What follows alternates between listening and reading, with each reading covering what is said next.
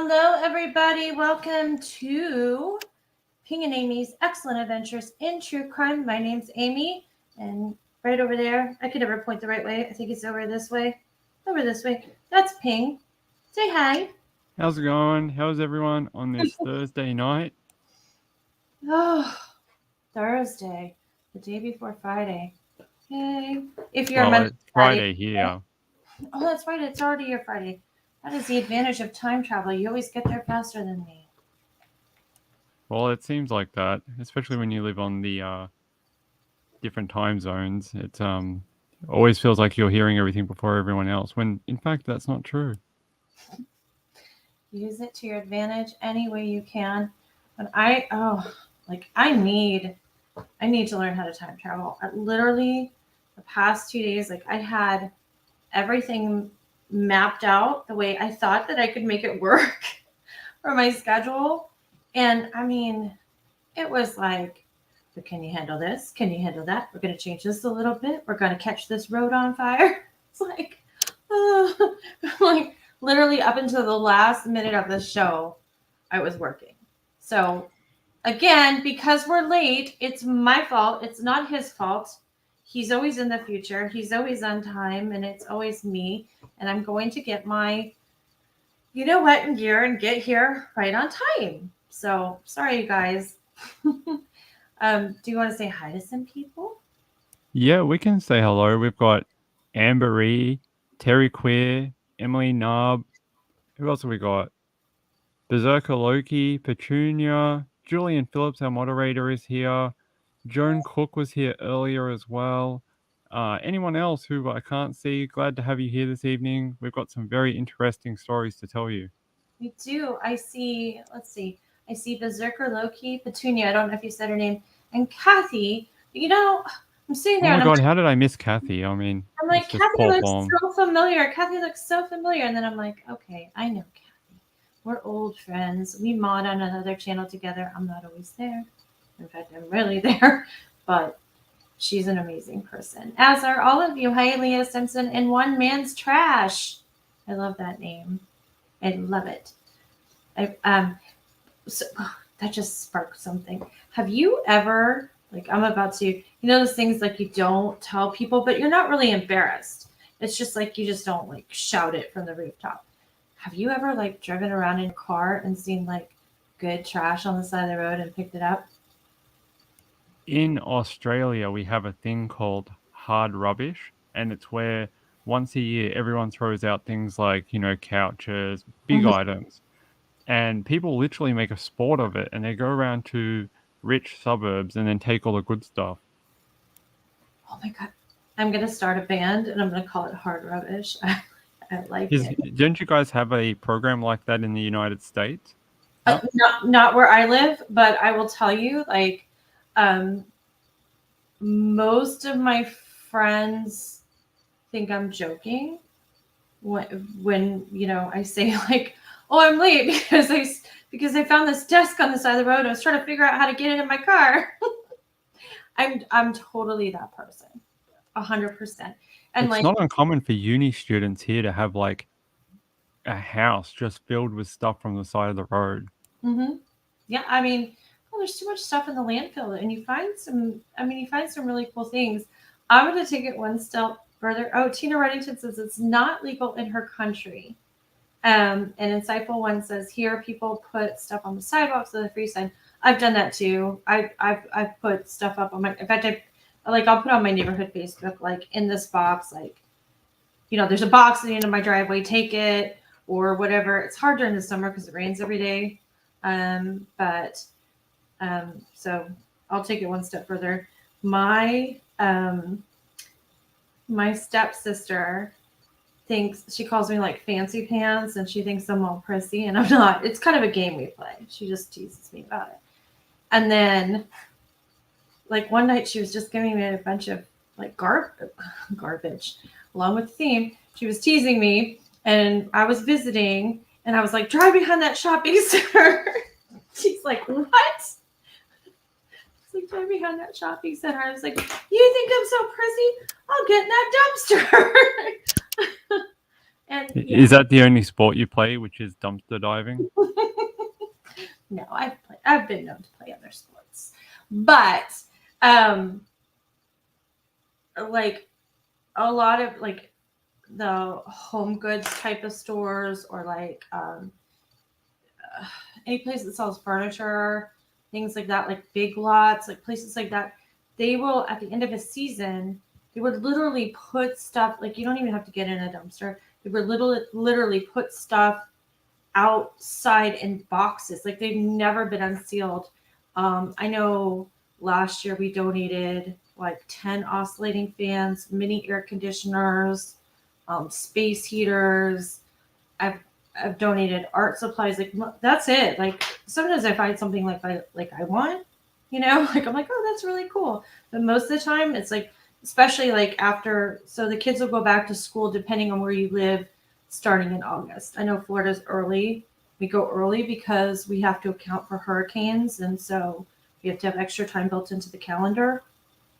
But I would say starting in like October, you will find unopened boxes of like notebooks, notebook paper, pencil. I mean, it's disgusting. And they just throw it into landfill. Oh my gosh. I like the idea of taking something, fixing it, and reusing it, Mm-hmm. especially if it's something good. Like I have revarnished tables before and fixed like metal things or electrical stuff and made it good again. And I love that because some of that stuff's really nice and it's so much better than anything you could buy today. It is. And there's two things about it. It could be like cathartic for you to do something like that. I'm sorry, I'm watching my hair. I need to stop doing that. And two, I think if you like really save up for something that you like in your house, when you look at it, you remember it and you appreciate it, right? But if you're just going out and buying something for utilitarian purposes, just like I need a chair in that corner or whatever, you're not really in love with it. Like it's different than when you find and fix something because there's a story behind everything. Does that Yeah, I agree. We have stuff here that we have redone or it's been passed down or we've fixed it, things like that, because it's nice and they look good and we're like, I can't throw that out. It just needs a new screw or it needs a new bolt or something like yeah, that.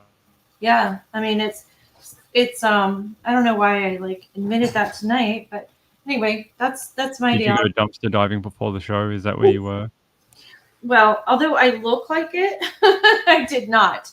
I did not. I was literally right. I mean, I had been running like a chicken, like no stop, like a chicken on meth.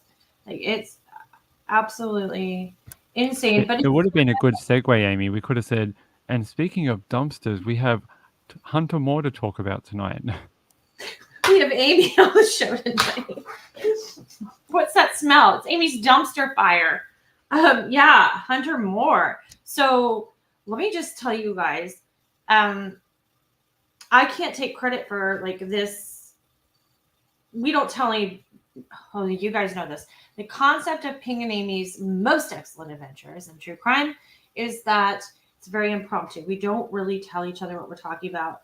Since we've started the show, we don't talk as much as we used to outside of the confines of the show. Um, However, we do email each other quite a bit. And Ping had emailed me the other night, and he was like, "This is a show on Netflix. You need to watch it." And I was kind of like, not because he doesn't have good suggestions, but because I was like, sometime in here, I need to like try to sleep. And I started watching it last night, and I stayed up way too late. And then um, I was like, oh, I want to talk about this. And two, because I'll say this like just very shortly at the end of the show too, that I think the concept of the show is working well, but I have to find a way, and I got some good suggestions and I'm working on implementing them. I have to find a way to tweak the thumbnail because I notice when I don't have pictures or subject matter on the thumbnails, even though it's in the title, we don't get as many views. and we really, really need to get to 500 soon, um, because at 500 subscribers, we get a community page and we can better um, interact with you. And so we're like, I think we're somewhere around 252. So I'm literally begging you, if you have friends, um, if you know, if you can share, if you believe in us enough to share our the link to, one of your favorite episodes or just the channel in general, it would mean a lot to us, because we really, really do, to stay on our projected track, and we're working really hard. We need to get to 500 soon. So that's all I'm going to say. So Ping brought up the hunter thing. I started, well, actually, he sent me the link to The Most Hated Man on the Internet. It's a new limited series on Netflix. And I started watching it. I got extremely sucked in, which is a lot for me, because my attention span is about 30 minutes. So if something can keep me past 45, it's, in my opinion, pretty good. I didn't have to stop it. It started. I didn't have to rewind it. I wasn't thinking about who invented pancakes, or like how anybody ever figured out how to make bread, and all the weird things that go through my head while I'm missing what I'm supposed to be doing. So I thought that instead of trying to giving you a synopsis of the actual series, what we would do is talk about who Hunter Moore is, because I really do. I don't want to do spoiler alerts, and it's very well put together, and I really do want you to go and watch that. So I've included the link. It's already in the description. You do have to have a Netflix subscription, or a friend that'll let you, camp out on their couch for a little bit and watch it. Or they do offer, I believe, still a trial membership. So get the trial membership and watch it. If you like it, keep it. And if you don't, I think Netflix one's like somewhere around in the US, I think $13 a month, maybe a little less, depending on what plan you get. So that's that. Do you have anything to say about it while I pull up this? My goodness. Just that I think it documents a very important turning point for the internet. I Mm-hmm. think Hunter Moore was not the first to do this. He was just the first to get, I guess, really famous for doing it and a lot of exposure. And Mm-hmm. that has to do with some of the other things we'll talk about of why and what happened with this. But he wasn't the first. There was other websites earlier in the 2000s that did something similar. There was one called the Style Project that I'm not sure if they ever had revenge porn, but they did have a lot of amateur type nude ladies, and they were posting that stuff back in like 2001. Mm-hmm. But this was a little more criminal because of the disregard for the victims, I think. Absolutely. Absolutely. So this is Hunter Moore, the subject of The Most Hated Man on the Internet, now on Netflix in limited series. I believe there's 3 episodes. The first one's probably an hour and 15 minutes, and then the second 2, I believe, are like right around an hour. Is that correct? Yeah, the other ones are a little shorter. The first one's because it's so in depth. I think it ran a little longer. Right. So it's definitely a doable binge watch on like a rainy Saturday afternoon or Friday night or something like that. And it's definitely because it's um, documentary esque, I guess. Um, you can start and stop it. So I'll give you that. So here he is in all his glory, the illustrious Hunter Moore, born in 1986, which makes him about, what, 36 now? He's a high school dropout. He was a well known party boy. He was in something they called the scene early, I don't know, 2000s, like the emo type of party scene, and kind of a web genius, and not so much um, like getting around the web, but figuring out how to make money on the internet without really working. and he definitely worked it, but I don't think he worked very hard. That's just my opinion. So we'll go on. Let's see. In 2010, he creates a website called anyoneUp.com. And basically what this is you it starts out like this. He's hanging out in the scene, right, with all these like bands and stuff. And people are fooling around, they're getting drunk, they're, doing drugs, they're partying, they're on a tour bus or whatever. And, people, it was the advent of camera phones where you could actually transfer the data off the phone. So, people were just starting to, I can't believe I'm talking about this, but people were just starting to take photos of themselves unclothed as jokes sometimes, as a form of seduction, as a form of flirting, whatever it is, whatever reason why people sext or send nude photos that it started.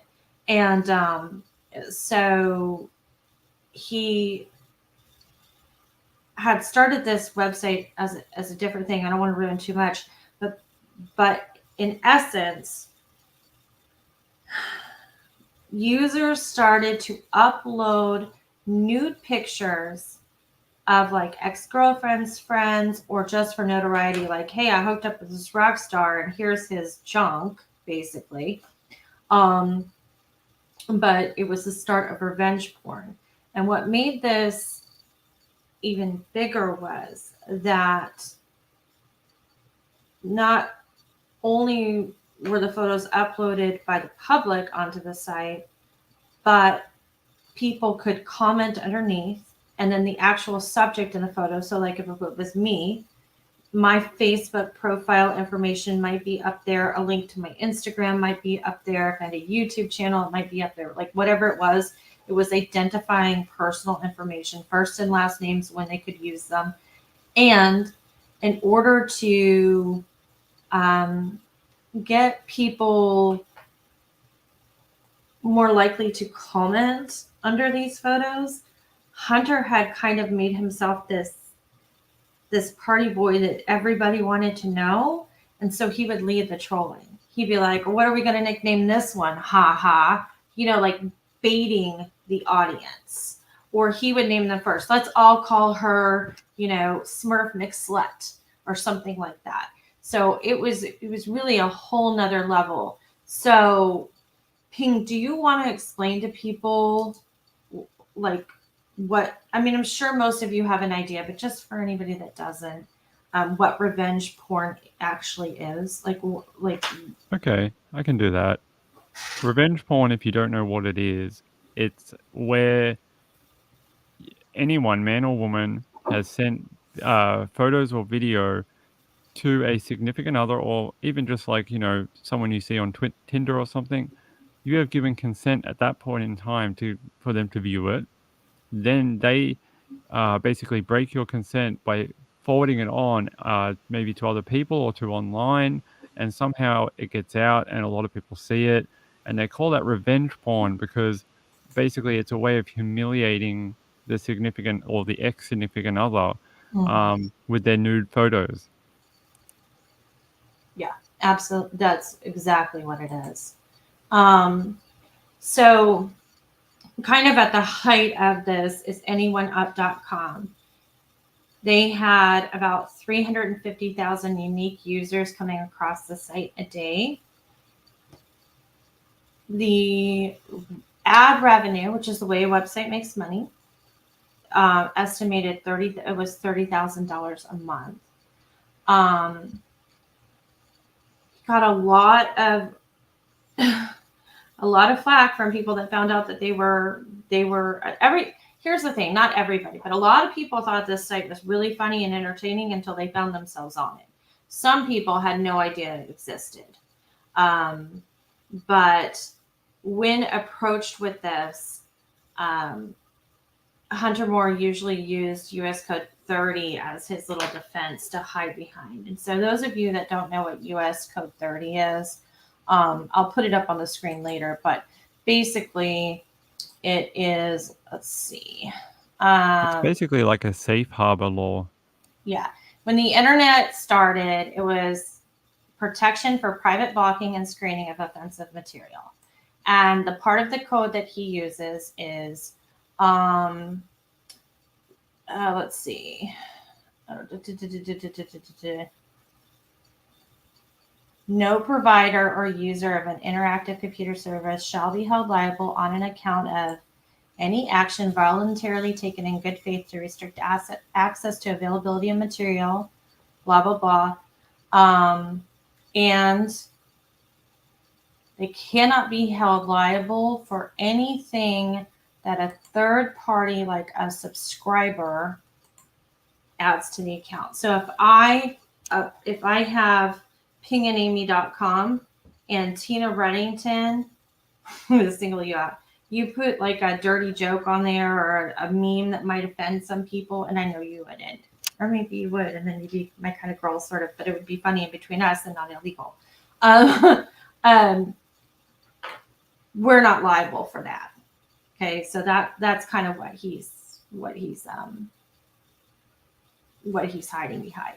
So a lot of these women and men, they would get a call from a friend or hear from their boss or coworker or something like, oh, I saw you naked on the internet last night. Here you go. And of course, that was mortifying to them.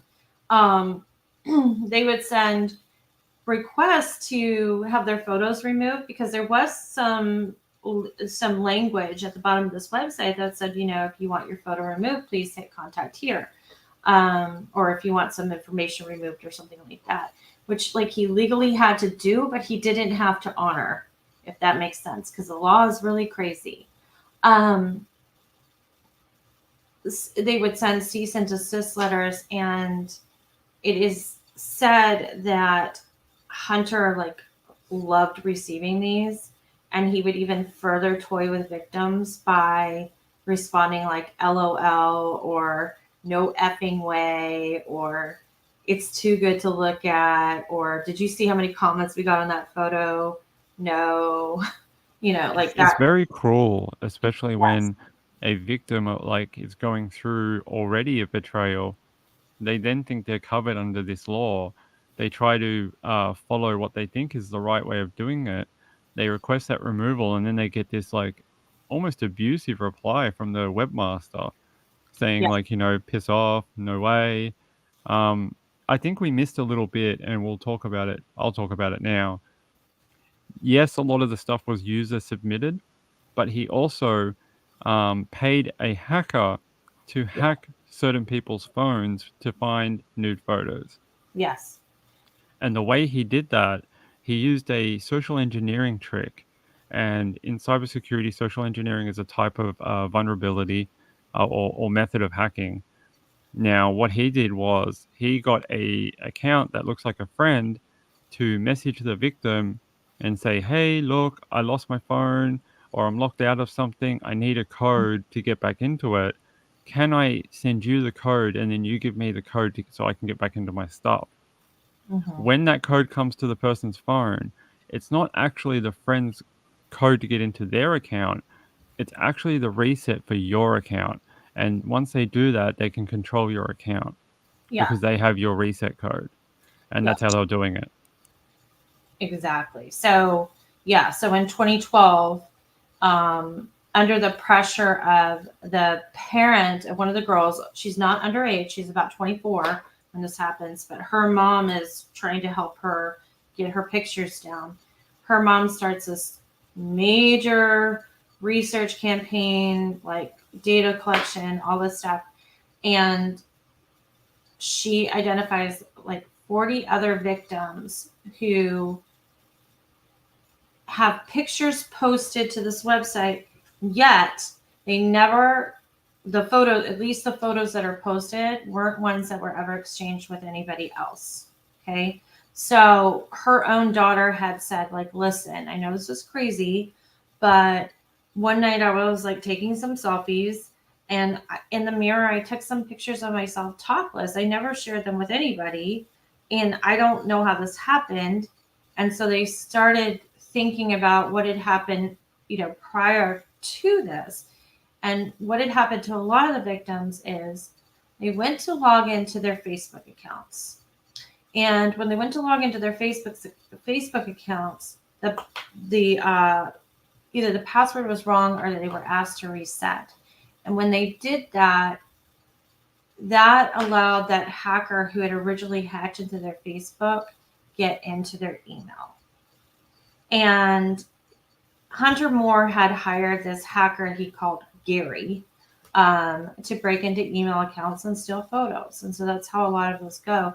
Eventually, I'll tell you at the end that, among other things, Hunter Moore and Gary are never allowed on Facebook again because that was their, what would you call it? That was their breach. Like that was where That was their hunting ground. That was their hunting ground. Thank you.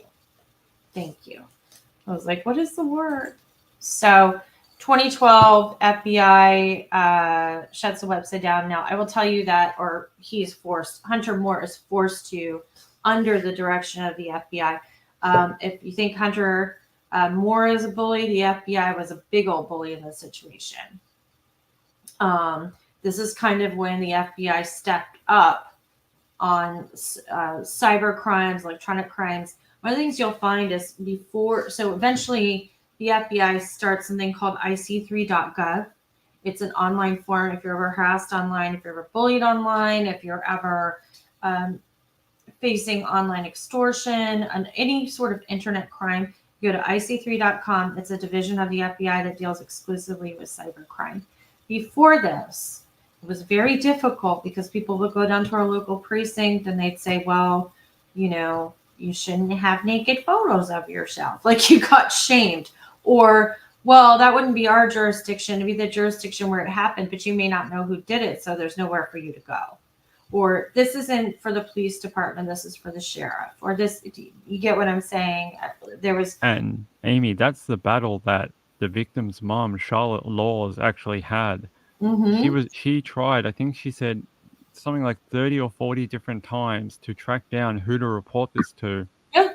And she ended up having to do most of the investigation herself, Yeah. lay it out for the FBI so they could see actually what was happening. And then they just crossed the T's and dot the I's and went and arrested, basically. Exactly. She had to be her own advocate, her daughter's own. Yeah, that's terrible. Yeah, he is exactly what you're saying. Dina, I'm just teasing you. I shouldn't have used your name. She's like, I'm old. Cut me some slack. Shush. You're not young. I mean, you're not old. Gosh. Ah! Aimee. I know. I told you, like, my brain is not connected to my mouth today. So I have to every once in a while tell myself to take a deep breath. Whew.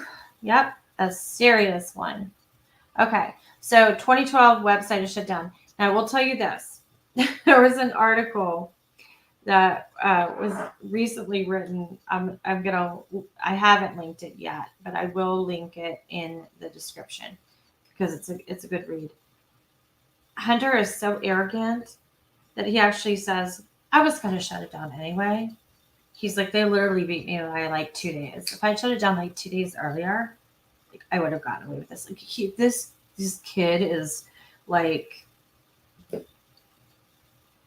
diabolical. Is that a good word for him? I know. I would have just said very arrogant.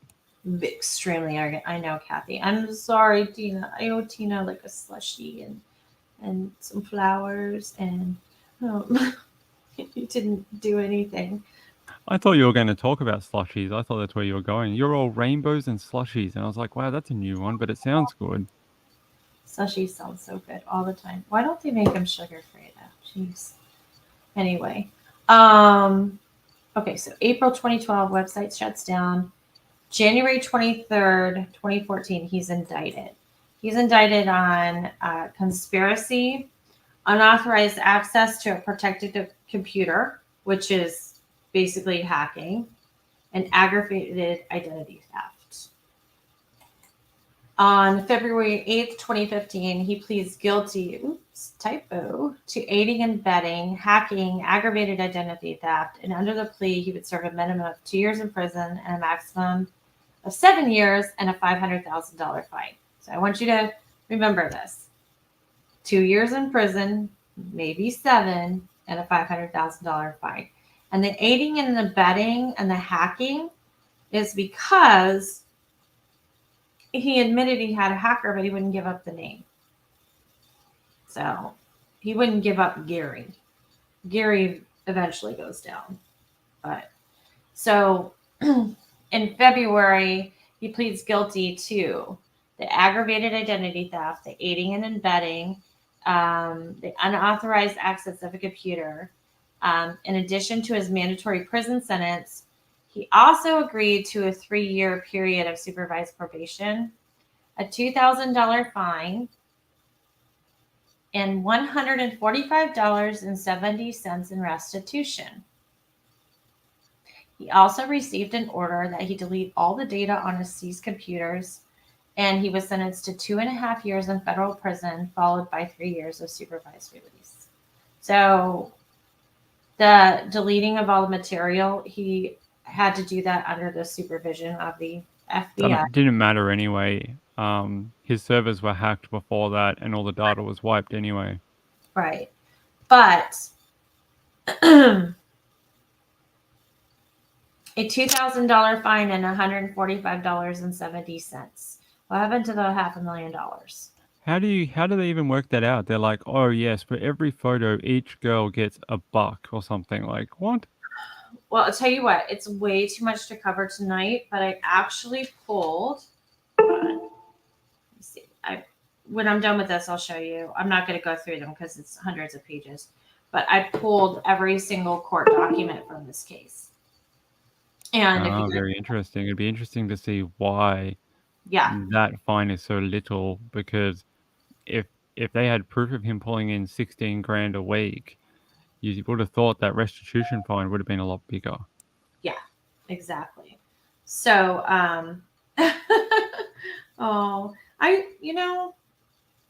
King, I love our friends on the internet. I'm sitting here and I'm talking about this, and people are emailing me documents, and I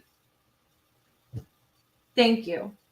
I did pull a lot of them, but I think I have 4 sets. I'll look on my Google Drive and tell you what I have right now. So in case there's something, in case one of my super sweet friend Eric, who just sent me here's some stuff, I will. Thanks, BEBC. Is that his new one? BEBC? Yeah, BCBE. Breaking Crime with Big E. I just call him A. It's easier. He calls me Boo. And I usually answer yo because it's text and I think I'm gangster. So like how I say gangster. I am gangster, yo. Yeah. Do you call documents a clip? You're like, I've got the clip.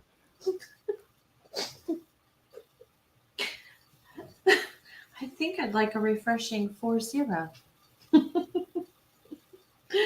Hold on one second. Where did I put it? Okay, so I have the Passante versus Hunter Moore. I have Hunter Moore indictment. I have Hunter Moore discovery. I have most of them. So, and that's why getting a community area is so important for us, because we'd like to provide these documents to you. Yeah. But right now we can't do anything like that because we don't really have anywhere to talk to you besides the comments system, and not everyone keeps up with that. And after a show goes live, after 6 hours, no one comes back. So yeah, exactly. And also, not that anybody really cares. Just so I'll quickly explain this. When you go to schedule a live, you can go into what they call YouTube Creator Studio, and you can add things to the description, but you can't do that on a mobile device. You can't, because it doesn't show up as existing. So it's kind of a pain. Like if you're like me and you're on the run, literally it's difficult, because I try my best to get everything done, because I know how it is, and I've heard creators do it before. And I hate the word creators, but I've heard other YouTube people say this, and I've done it myself. Hey, I'll drop that in the description after we're done. And then you get busy, and then you forget, and then it never happens. But once we have that community page, I can drop each document separately. If you want to look at it, you can. I usually try to put them in a way where, like, if you have a Google Drive, or you can download them to your computer, or what have you. So I'd like to be able to do that. So anyway, the documents kind of explain. I'm not so much like exactly how they came, but the explanation behind what the restitution was and what the fine was, and it's pretty disgusting. Um, July 2015, Charles Evans, who is Gary, Gary the hacker, he pleads guilty to charges of computer hacking and identity theft, confessing to stealing hundreds of images from women's email accounts and selling them to Moore. He faced up to 7 years in federal prison and was sentenced on November 16th. He was sentenced in September. Moore was sentenced in September and was released in May 2017. So he barely did his 2 years. So the actual website goes up for sale, and this guy that has an anti-bullying campaign, his name is James McGibney. He bought basically isanyoneup.com. Hunter was kind of mad about that, and he reportedly called McGibney a pedophile and threatened to rape his wife. So McGibney sued him for defamation and got $250,000. So that another testament, like, if you're not already convinced that Hunter is a waste of skin, there's that too.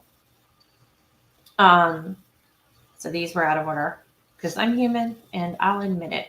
IsAnybodyUp.com was forced to shut in 2012, and the domain was handed over to anti-bullying site bullyville.com, founded by former U.S. Marine James McGibney. He got Hunter to agree to sell the original domain and redirect to Bullyville instead. So that's how that worked. And then Hunter ran his mouth and said, that McGibney was a pedophile and that he was going to rape his wife, which is like, just not something you say. He was going to rape his wife while the kids watched, he said. Gross.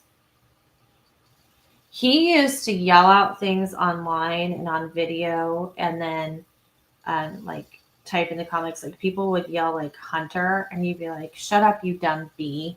I'll get you pregnant later." Yeah. Unfortunately, I think there was a whole, not to excuse anything he does, because what he did, he took it a step further, but that kind of rhetoric, thing that they were doing, it was kind of part of that scene for a while, like the one he was into, and that's kind of the way they spoke, and I know some people that were into that. Mm-hmm. Yeah, I'm glad they're over it now because they're better people. But yeah, that was kind of a thing they did. Yeah. I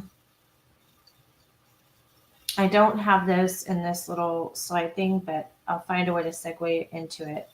Actually, I know how I'll do it, and Ping will figure it out, because not a lot of people follow my train of thought, but he desperately seems to get it sometimes. I don't know how.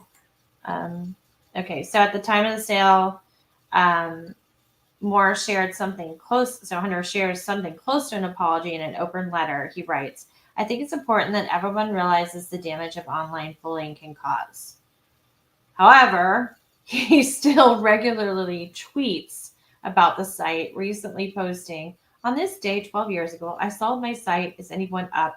And the rest is history," referencing the site. He also regularly tweets the question, "Is anyone up?" So he is still, he's not remorseful. He's sad he got caught. He's sad he got shut down, but he doesn't feel bad for anything he does, in my opinion. Because He was actually going to remake the site again and make it turbocharged with even more personal information and with maps to the victim's home. Good Lord. All right. So let's see. That's a repeat. I don't know how that happened. During his sentencing, the U.S. District Judge Dolly G said he hid behind his online persona and engaged in aberrant behavior Now you must face the consequences of your own actions. Your poor judgment has caused much pain to your victims and family. Um, According to the Bureau of, this is again, he's released in September of 2017. You figure out the math. There should be another slide. My thing is frozen, so I'm gonna just kind of go back to the beginning here. But I will tell you that his net worth right now is about $1.5 million. He has written a book. This Netflix series is about him, but it's also, but it's mostly about his victims and how he impacted their lives and how they fought to take him down. Or yeah, I don't want to give away because it goes in different directions. Like, and there's also, as much as I'm free to talk about things, I don't want to spoil anything. And there's also some words Yeah, we want you to go watch it too. yeah, we I want think the way to explain it, Aimee, is it's a documentary with two stories. One is about the website and Hunter Moore, and the second is about how the victims rose up against him and the aftermath of the website. yes, absolutely. So he goes on to write a book. Because he's never allowed on Facebook again. While he was on probation, um, anytime he logged into anything, anytime he created a screen name, like it had to be cleared with his probation officer. I can't believe they didn't take him off the internet entirely because I've seen them do that before. He was approached by Netflix to be a part of this, and he opted not to. Well, that's some self-restraint at least. Yeah, it is. I'm surprised he didn't go on the sex offenders register because it is a sex crime, but I know that the laws weren't as good as they are now in regards to revenge porn. And that's why they've been campaigning for so long to get a new tier of sentencing for revenge porn. Right. Well, I think he kind of sidestepped that because he was protected under Code 230. His crime was hiring the hacker and stealing the photos. Right. I know. It's And difficult. yeah, they really need to change some of this stuff.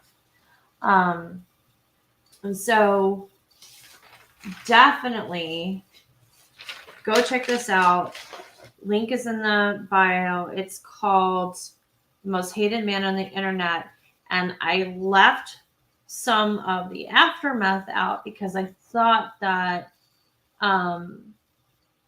maybe Ping would want it because I monopolized a lot of the conversation, and I'm sorry about that. Maybe you want to fill them in on that, and if you're not comfortable, I can put an article up on the screen that talks about it.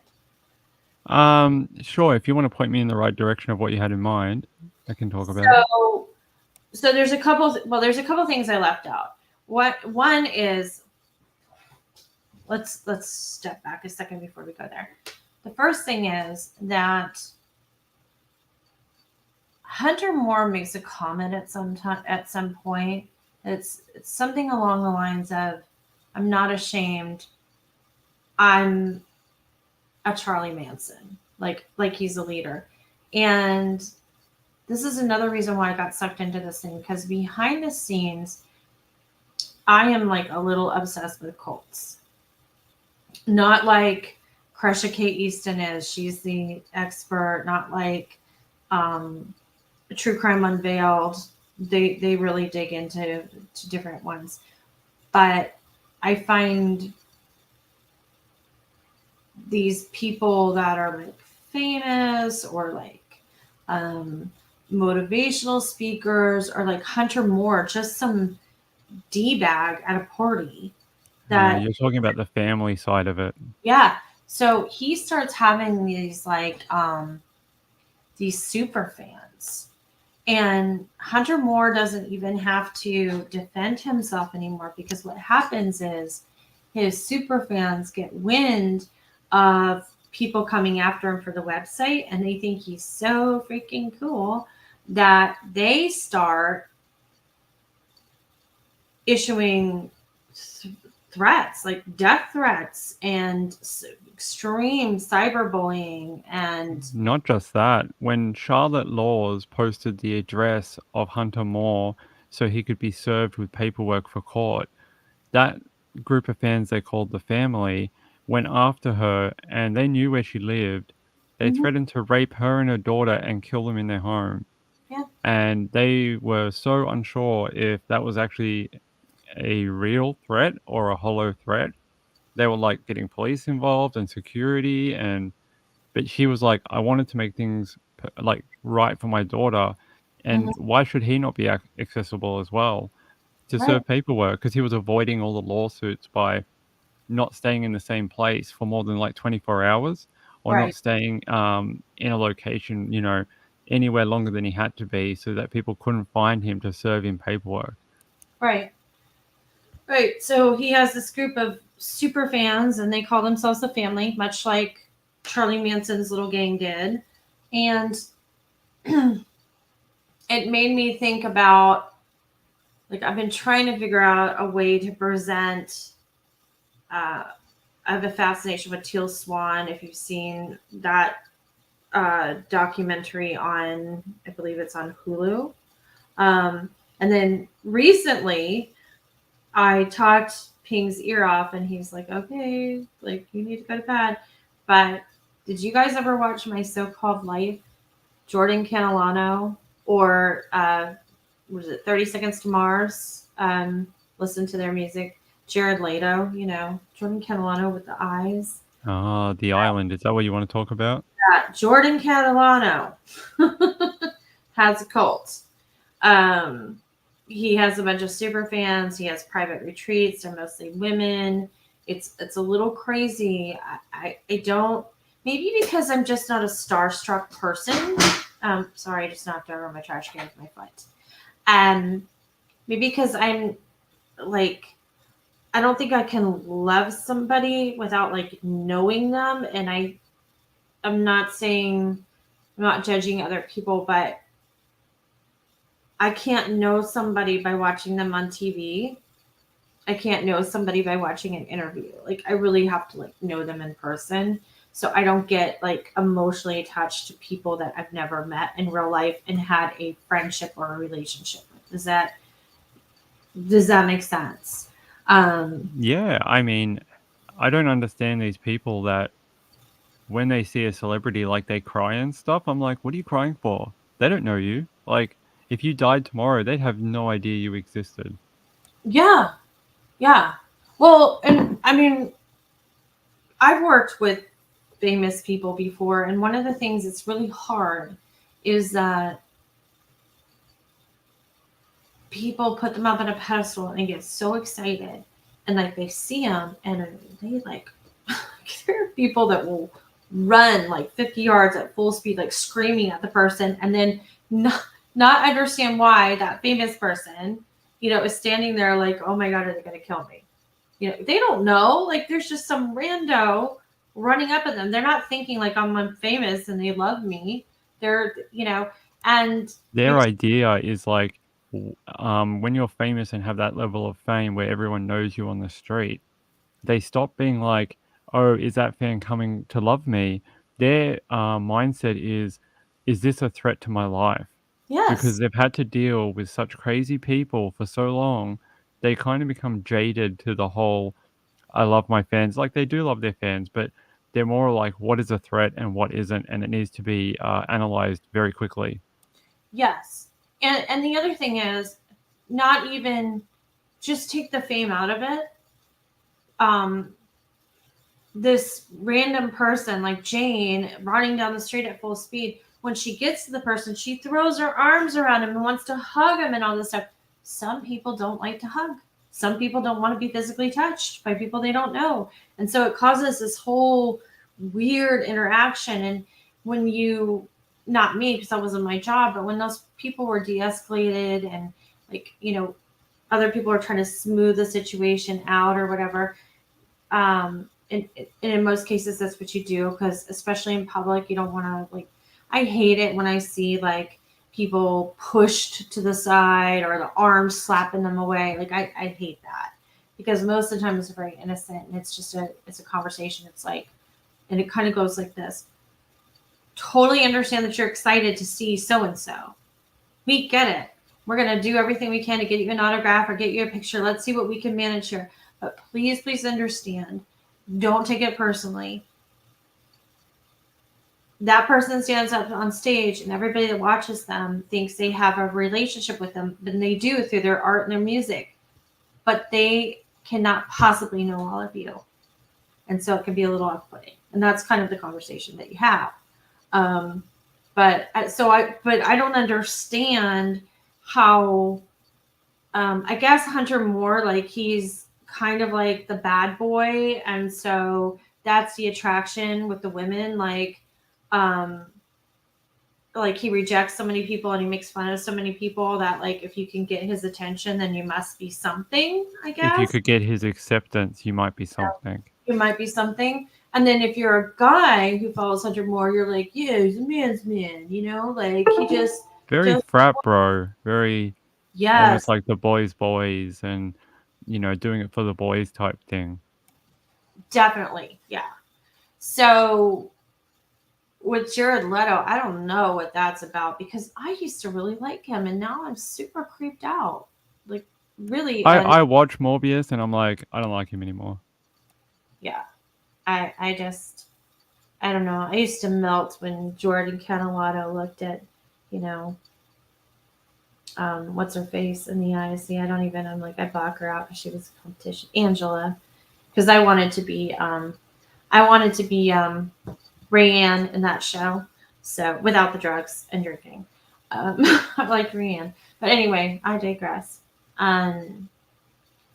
Yeah, that whole thing freaks me out. And I keep reading about stuff and I haven't quite figured out like if I was going to talk about it, like really what the focus of that conversation would be other than like why the hell does he have a cult and who are these people that can afford to take a month and pay like $10,000 a day to go stay with? Oh, now I know why you're traveling, Aimee. I know now. You're going to go visit the island, aren't you? Did you see me on camera? I stole the phone booth the other night. I did. I took it for a joyride without asking. Damn it. That's why there was sand down in the bottom. And some weird gauzy robe. Yeah, some guitar strings. But yeah, but Teal Swan is the same way. I mean, she's just super like what is it about these people? What do they do that makes I don't I just don't get it. Are they just telling people what they want to hear and just indulging them in everything until they get control of them? Is that what it is? I don't know. The stuff I've seen about it is more like I think it's just another money making exercise, to be honest, because Well, that trip cost like 14 grand or something. I think no, it's definitely a money making exercise. Definitely, like for the person holding the cult, that's all that it is. It's a business. But for the people that go into it, I guess Insightful One said it makes them feel special.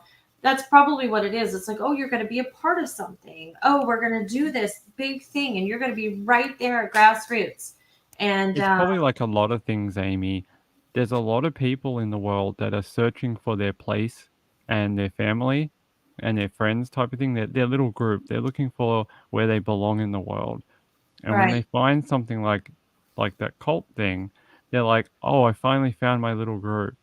And I think that's where the attraction for some people is. yes. Okay. So Red Like Wine again is asking like groupies. Yeah, they are groupies, and she's like, I don't know what's going on. Sorry for being late. Don't never apologize. You get to listen on the replay if you want, but I'll kind of fill you in now. We're talking about Hunter Moore, who is a part of like one of the subjects in a new Netflix limited series called The Most Hated Man on the Internet. I suggest that you watch it if you have a Netflix subscription. The link is in the description below you. He started a revenge porn site, and we're talking about um, who he was in the sentencing and kind of giving a gist to get you all interested, because I do think Pink originally turned me on to watching this. And as someone that doesn't watch a lot of anything, um, I was immediately taken in by it. So for me, that you know, that's it's a major thing. You have Netflix but no Wi-Fi, Tina. Can you watch it on your phone? I watch Netflix on my phone sometimes. Oh, I know what you can do. You can You use the Amazon Wi-Fi if you ever want to do that. They have the Star, what's it called? Star something. And it's actually like a bunch of micro satellites in orbit. And if you get a dish on the ground, you can connect to it and you'll have like 100 megabit internet. my other hack is, I'll tell you this because I go visit my relatives up on the East Coast, and where they live, there is no Wi-Fi or service. So what I do is before I leave, and I literally could post a video about how to do this. Um, if it's like too difficult, and I don't mean that in a demeaning way, but on Netflix, you can go and you can download a program that you want to watch. It downloads on your phone, and then you can watch it without Wi-Fi or using data. And so when I go up there, I download several things. Like I download podcasts and things like that, but I download Netflix things that I want to watch. I kind of save them when I go up there because there's no, in the house we stay in, there's no cable. I can't use my phone. I So I get it. Like it is no Wi-Fi. And by the way, no Wi-Fi with teenagers is like literal hell. I don't recommend doing it.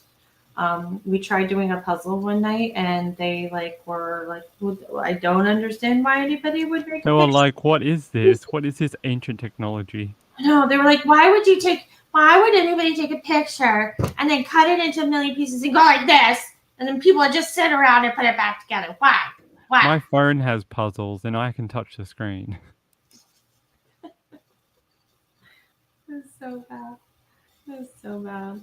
I'm like chopping green onions, and I'm just like making the little, how they have like the little white top with the sprout, making the sprouts talk to them. It's a puppet show. They're like, we want We want to go where there's electricity to go and home. Netflix and like order takeaway and stuff. Oh, I am embarrassed to tell you, at like day 5, I think, day 5 or 6, we actually drove 48 miles to a Walmart and bought some, I don't know what it was.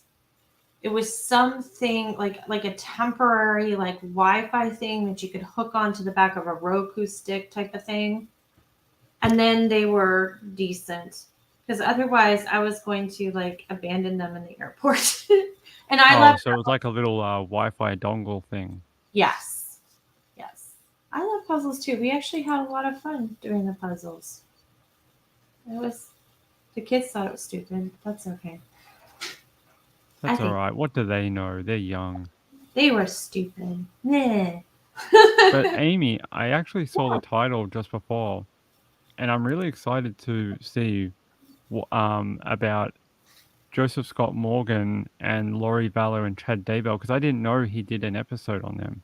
Yes. So, for those of you that are unaware, Joseph Scott Morgan, who you often see on web sleuths, you see him on some really big channels. He's CNN, he's just all over the place, network TV. He has a podcast in conjunction with Crime Online, which is Nancy Grace, and it's called Body Bags, and it is amazing. And when I tell you that Joe Scott Morgan has a way of explaining things, he could explain, you know what? He's like the Neil deGrasse Tyson of true crime. Like, Of forensics, yeah. yes, because that's, because he just explains things so easily and helps you make connections and make sense. And if you've ever seen him in a Q&A format, there are no dumb questions. He's so good at figuring out what you don't get and finding a way to get you there. It makes sense because he's also a professor at, I believe it's Jacksonville University in Florida. I think so. Mm-hmm. And he has such great facial hair. I mean, how can you not love a man like that? I know. I know. He's kind of like, yeah, yeah. And when he gets older, he'll play good Santa Claus. He will, yeah. But he'll be a forensic Santa Claus that teaches you to fight crime. No, he'll be like, screw this naughty or nice stuff. I'll just look under your fingernails. And I'll know everything about you and where you've been. I'll figure it out. You said you brushed your teeth. Santa calls BS. Santa Joe Scott Morgan says BS on that. Yes, he is a wonderful, and yes, his voice is easy to listen to. I'm sorry, I need to start like doing this a little bit more often. I'm sorry. Yeah, he's an absolutely amazing. So we're going to now segue, form our own JSM cult over here. No. So anyway, he has this podcast called Body Bags, and he's done episodes or one or two on Brian Laundrie and Gabby Petito. He has, and there's several that he's done. The most recent one is about the importance of DNA in the case or the charges against Lori Vallow and let me slow down.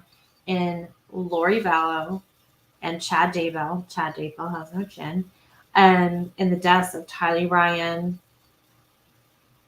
JJ Vallow, and also Tammy Daybell, who was Chad Daybell's wife before she was murdered.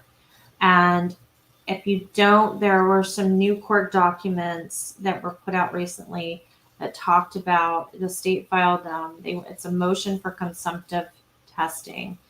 And what that means is that they have some very small amounts of DNA and they cannot be split between the state and the defense because they are too small. Nobody will get any results.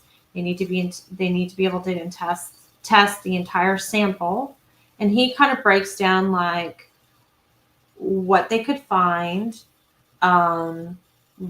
why consumptive testing is necessary, the legalities, like what they do. It's a super interesting episode. And I know some of you said that you don't listen to podcasts, but man, his are so good and they're just the right amount of time. They run between, not all, don't hold me to this. Don't come back and say, I was gypped and I want my money back because, it's a pain in the ass for me to do paperwork for like $0. No, I'm kidding. But they run about like 43 minutes, 45 minutes. It's really just like, it's a good amount of time and very fact-based, but in a casual way. And like everybody's saying, his voice is so pleasing that, he's very educational, that it's just easy for your ears to digest. Like, it's just like, if there's no one else you're going to listen to for a podcast, it would be Joseph Scott Morgan. Like, you'll learn so much in one episode. You'll be like, haha, yeah, CSI Miami will never catch me. Yeah, you'll want to binge everything he does. He just has a way, he has a gift. He definitely has a gift. And I've always said, or something that we say in my family is the only sin or not the only sin, but it is, you're given gifts and it is a sin not to use them. And if Joseph Scott Morgan was not doing podcasts and not teaching, he'd be the biggest sinner in the world because it is his gift. And I actually think his secondary career that he's taken on now with the media and sharing his knowledge is maybe sort of more important than what he did before because he's actually spreading what he's learned in that past career and he's really, really good at it. He is. And I'm not going to name names. I'm not going to bash anybody, and not even in his profession. but I have seen other people that are an expert or are highly educated in a field, and they try to go out and make this transition from like actually in in the autopsy, in the morgue, in the clinic, in the lab, wherever it is that you may be. Maybe somebody's transitioning out of a courtroom, or they're transitioning out of um, the sheriff's office, or as a bounty hunter or whatever. And some people can't, they just can't make the leap. Joseph Scott Morgan, like, he had a landing pad and people there, like the runway at the airport with the lights, like, come on in. I mean, he's Yeah, gifted. he has a natural gift for it. He does. He does. That's why I said if he wasn't doing it, what a waste. Um, he's absolutely amazing, and I always learn something new from him. And sometimes I may understand something prior to him talk about it, but I understand it on a new level. Like I don't think there's ever been anything that I've listened to from him that that he hasn't added to. Do you know what I'm saying? Like, he hasn't enhanced what was already in my head or made things come like full circle, like global view. Like, I always learn something. Hey, Yeah, Shin. you may have a macro view of a topic, and he'll show you the micro view of it. Like, Yeah. he'll really get you in there, and he'll get you like, this and it's Y and it's B and it's C, as where before you may have had like a general understanding of it. He'll get you there for a total understanding, but in a very relatable way. And I think that's why he's so good, because some people don't have that gift of breaking down a subject and Right. making it easy to listen to, but also understandable. And I think it's a hard thing to do, especially with that topic. It is. It is a hard thing to do. He in this episode, he will talk about, I'll give you the highlights. He will talk about the differences between the condition of JJ Vallow's body when it was recovered and Tylee Bryan's body when hers was recovered. The different kind of forensics, what they can tell, what kind of other like what type of evidence they would want to collect, what kind of other things they'd be looking for based on the manner of death, or the injuries, the destruction, the violations to the body. He talks about some concerns he has about the way the crime scene was handled, which is interesting. And yeah, you're right, Tina. He never talks down to you ever. He's because he's an educator too. He's a professor, and I can't even imagine what it's like to sit in one of his classes. Would it be crazy if I like registered for one and like drove up 3 hours like twice a week and did that? I'd love to. Be like, oh, restraining order. But no, I'm just kidding. I'm not that crazy. All right, Kathy, go to bed. You're not old. I get it. You have to go to sleep. I have a good night. Catch us on the replay. Come back. And we love you for watching. And tell your friends, please. So he definitely weighs in on some of the handling of the crime scene, the condition of the body. He mentions because of some of the injuries, you want to be looking for some tools. And on the list in the new motion filed by the state, or the prosecution, it does list a like a pickaxe and some other tools. So they're probably weighing in and out, or they're putting a lot of weight on what might be on those tools, or may not be, and that's why they need to be tested, and they need to be tested before we go to trial. Also, he talks about, if you'll remember that JJ was younger, he was Lori's adopted son. She adopted JJ with her with her husband, Charles Vallow, who was murdered, and she is part of that too. Her brother, Alex Cox, murdered her husband while they were still married, Charles Vallow. But anyway, Charles and Lori adopted JJ, and then Tylee, who was older, was Lori's daughter from a different marriage, a previous marriage to Joe Ryan. That's a whole other story to go into if you're not familiar with the case. But JG was found very much intact, almost shrouded, dressed in more of a grave, protected type of situation. Tylee, the older daughter, um,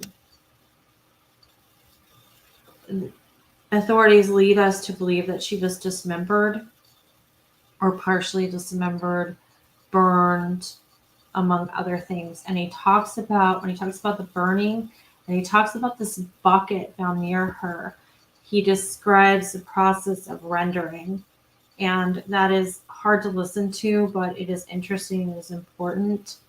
And the final thing I'll leave you with is listening to this last podcast. I don't like to ruin it for you, but I do encourage you to go listen.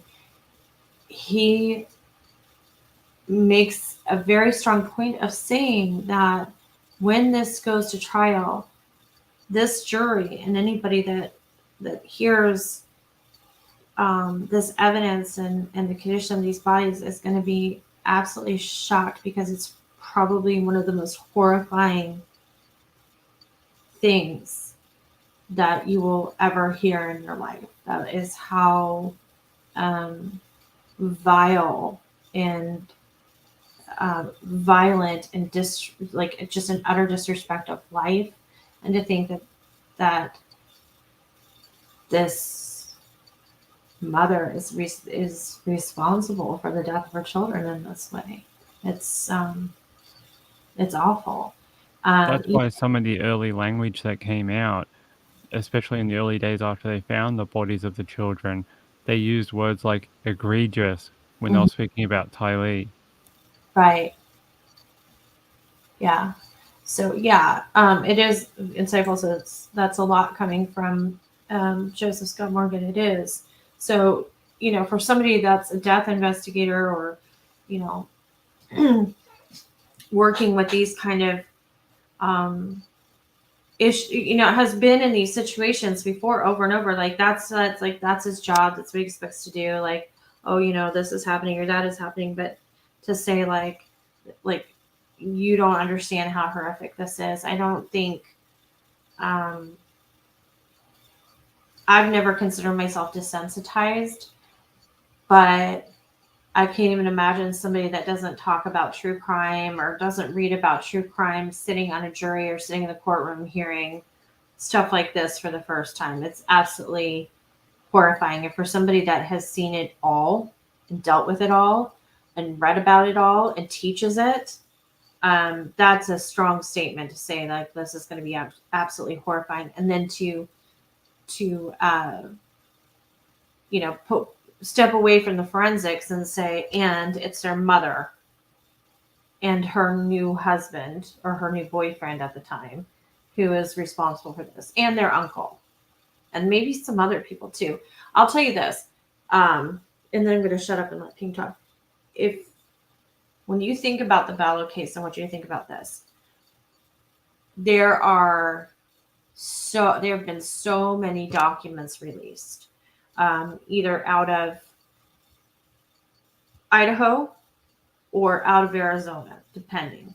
We have what we call the Arizona dump and the Idaho dump, and it is and this includes court documents, recorded police interviews, video and audio, just like all kinds of stuff, text messages, like just all affidavits, all kinds of stuff, thousands and thousands of pages. I believe it's somewhere, I'm not even going to say, but I think the last time we counted, we thought it was like around 35,000 pages worth of stuff so far.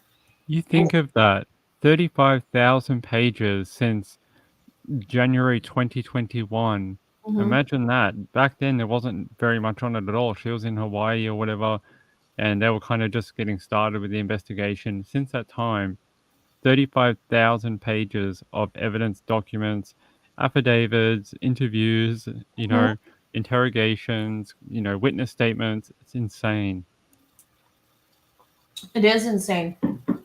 And then what we're told by the state of Idaho is that what is released is basically only 3% of the total amount of documentation that they have. Think about that. So when this trial starts, I mean, they don't present everything, but there's going to be a lot to present. If we only have 3% of what's going on. Yeah, Emily, it is because there's more deaths, but you got to remember in Idaho they're only doing Tammy, JJ, and Tylee. Or no, wait, yeah, because Charles will be back in Arizona. And you've got to think, Yeah, you got Joseph Scott Morgan, You got it. he's worked so much in this profession with police, law enforcement, coroners, all sorts of stuff. He doesn't need more documents to know what's going on. He can just review what's already been released and put a pretty good roadmap together in his head of what happened. He's Yeah. just seen so much. And he can tell by their wording, and he's just he just seen so much. He can just kind of build it himself, and that's why he's giving such insight this early, saying, hey, when this comes out, everyone's should be mentally strong when they hear this, and because it's going to be bad. Right. Yeah, he's done this so many times that, like you said, based on their wording, he can infer like things that have happened, or not infer. He gets context from that so that he can kind of figure out. Is that what you're saying? Yeah, because he's been around them so much, he can tell when something's supposed to be, X, Y, and Z, or if the wording is different here, and why, and how they use selective, ways to describe certain stuff, and he just understands. Yeah. So,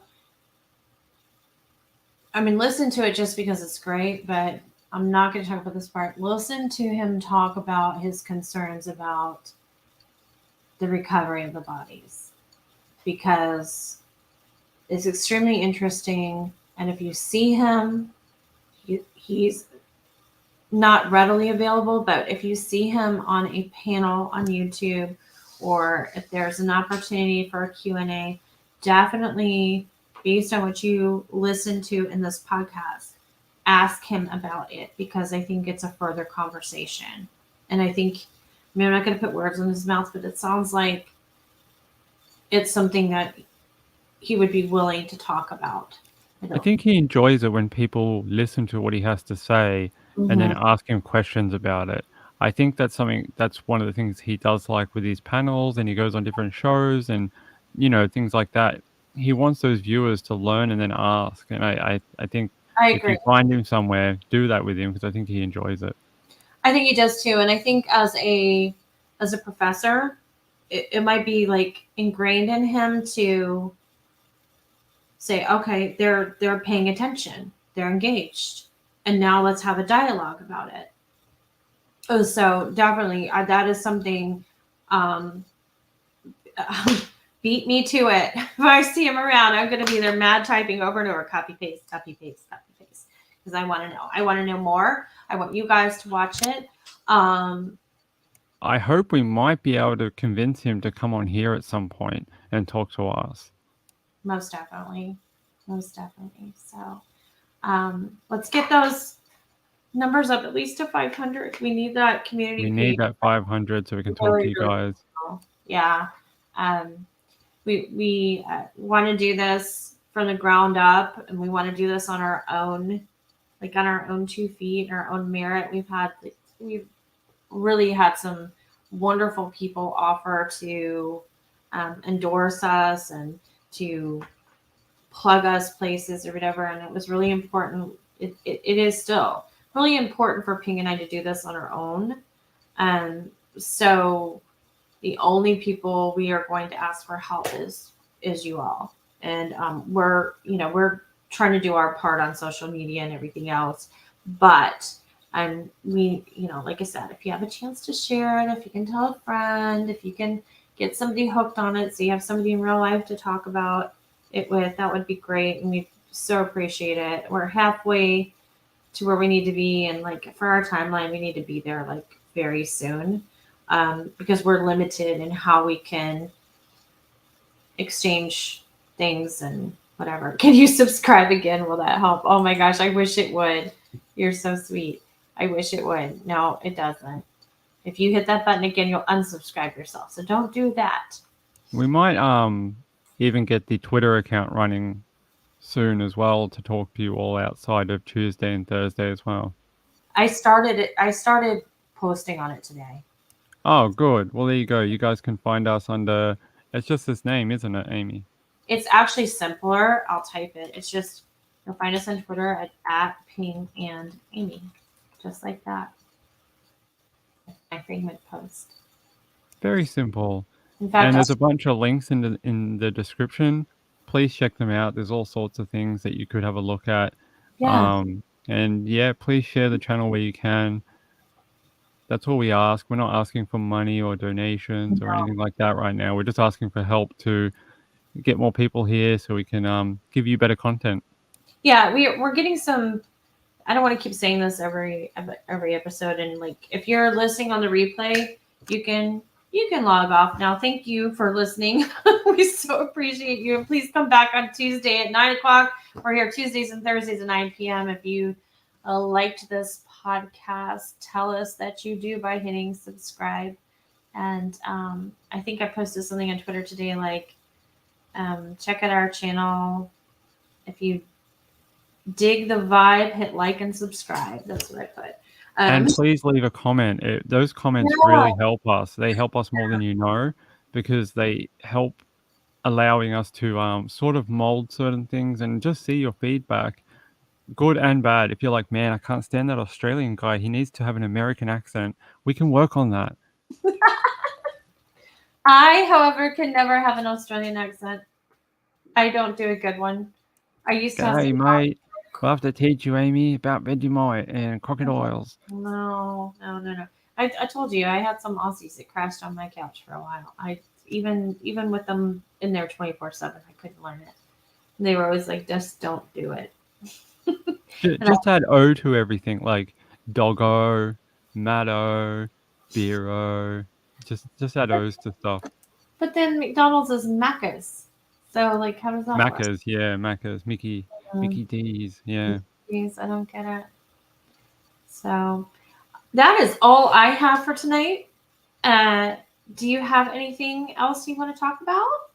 Not for this week. We do have a thing coming up for Lynn Dawson next week. I know I've been pushing it off and pushing it off. I'm actually in touch with one of the journalists for that case, and they're a little slow at getting back to me with stuff. So I'm just waiting on a couple of things to fact check, and then we'll do that as soon as I can do it, because I know there's a couple of people waiting on that one. But that's it for this week. Okay, can you just remind people real quick who Lynn Dawson is? Lynn Dawson is technically a missing person. She's been declared dead, I think. In the 80s, she was living with her husband. She went missing after going to the shops, and then their babysitter moved in and then became his partner.